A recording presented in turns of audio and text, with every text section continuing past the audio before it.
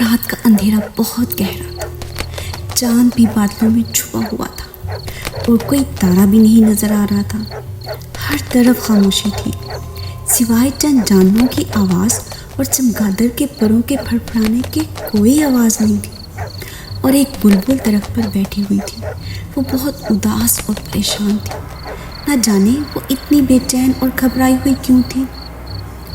اتنے میں پاس سے ایک جگنو گزرا۔ جب جگنو کی نظر بلبل پر پڑی تو اس نے بلبل سے پوچھا، تم اتنی اداس کیوں ہو؟ کیا میں تمہاری کوئی مدد کر سکتا ہوں؟ بلبل نے بتایا، دن بھر دانہ چگنے اور اڑنے کھیلنے میں گزر گیا، پتہ ہی نہیں چلا کب رات اتنی گہری ہو گئی۔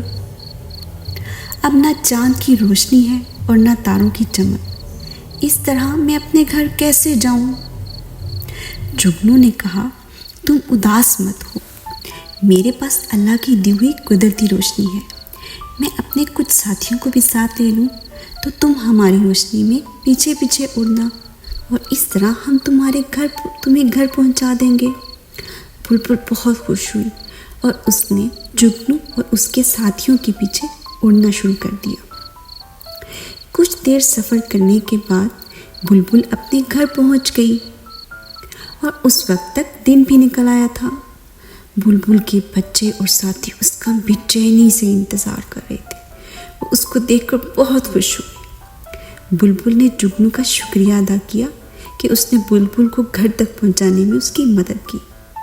جگنو نے کہا، اس میں شکریہ کی کیا بات ہے، یہ تو میرا فرض تھا۔ ہمیں بھی چاہیے کہ جب بھی کسی کو تکلیف میں یا پریشانی میں دیکھیں تو اس کی مدد کریں۔